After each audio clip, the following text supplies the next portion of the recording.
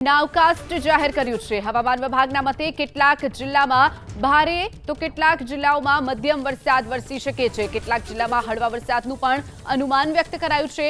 1 કલાકમાં બનાસકાંઠા, સાબરકાંઠા, પાટણ અને મહેસાણા જિલ્લામાં ગાજવીજ સાથે અને ભારે પવન સાથે વરસાદનું અનુમાન વ્યક્ત કરાયું છે। પવનની ગતિ 41 થી 61 કિલોમીટર પ્રતિ કલાકની રહેવાનું પણ અનુમાન વ્યક્ત કરાયું છે। તો કચ્છ, સુરેન્દ્રનગર, અમદાવાદ, ગાંધીનગર, અરવલ્લી, ખેડામાં ગાજવીજ સાથે મધ્યમ વરસાદની આગાહી કરાઈ છે। આ ઉપરાંત મહીસાગર, પંચમહાલ, દાહોદ, વડોદરા અને આણંદમાં પણ ગાજવીજ સાથે મધ્યમ વરસાદ નોંધાઈ શકે છે।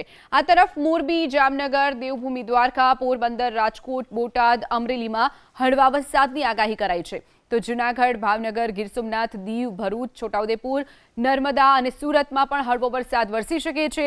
જ્યારે તાપી, નવસારી, ડાંગ, વલસાડ, દમણ અને દાદરાનગર હવેલીમાં પણ હળવા વરસાદની આગાહી કરવામાં